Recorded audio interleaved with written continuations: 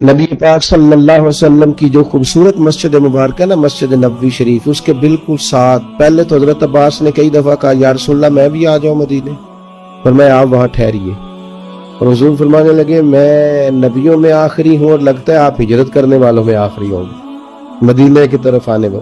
خود حضور نے جب اجازت دی تو تشریف لائے، مسجد نبوی کے ساتھ مکان بنائے۔ حضرت عمر فاروق کا دور خلافت تھا، یہ آپ کو کتب حدیث میں ہر جگہ حدیث ملے گی، اور مسند امام احمد بن حنبل میں ملے گی۔ آپ گزر رہے تھے حضرت عمر فاروق، تو حضرت عباس کا گھر قریب تھا، تو جمعے والا دن بعض کتابوں میں آتا ہے جمعے کا دن تھا، حضرت عمر آ رہے تھے اور انہوں نے نا اوپر کوئی مرغا بھی ذبح کیا ہوا اور پانی بھی چل رہا تھا، تو پرنالہ گلی میں تھا، پانی حضرت عمر پہ گرا۔ آپ نے محسوس کیا کہ تو باقی نمازیوں کو بھی تکلیف دیتا ہوگا، بھائی مسجد کے دروازے پر پرنالہ ہو تو کوئی برداشت کرتا ہے۔ حضرت عمر نے کہا اکھیڑ دو پرنالہ، اکھیڑ دیا۔ سیدنا فاروق اعظم نے نماز پڑھائی، نماز کے بعد حضرت عباس آئے رضی اللہ تعالی، کہنے لگے پرنالہ آپ نے اکھیڑا۔ جناب عمر نے وجہ بیان کی، فرمایا وہ چینٹے پڑتے تھے، نمازیوں کو تکلیف ہوتی تھی، معقول وجہ، اکھیڑ دیا۔ حضرت عباس کہنے لگے بالکل ٹھیک ہے، میں آپ پر کوئی جبر نہیں کرتا، کوئی میں جواب میں کوئی بات نہیں کرتا، ایک بار صرف کہتا ہوں وہ سن لیں گے۔ حضرت عمر نے کہا کہیے۔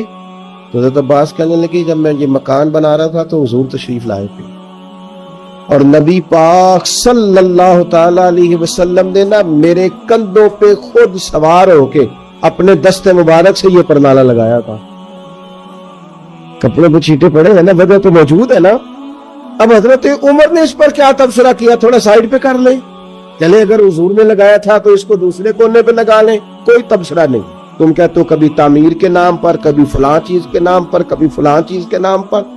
حضرت عباس نے کہا عمر نبی پاک نے لگایا تھا، اتنے لفظ ہے، ختم ہو گئی ساری وجوہ۔ حضرت عمر تو اتنا روئے کہ بیٹھ گئے، آنسو نکل آئے آنکھوں سے، کہنے لگے عباس میرے ساتھ چلیے، اسی جگہ جاتے ہیں جہاں سے پرنالہ اکھیڑا ہے، آپ اس طرح کریں، اب آپ میرے کندھوں پہ چڑھیں اور اس کو دوبارہ لگائیں۔ جس چیز کو رسول کریم نے جہاں لگایا تھا اس کو ہٹانا، ہم نے نہ کبھی قطرے پہ غور کیا اور نہ دریا دیکھا، بس جہاں تیری جھلک دیکھی وہیں ڈوب گئے۔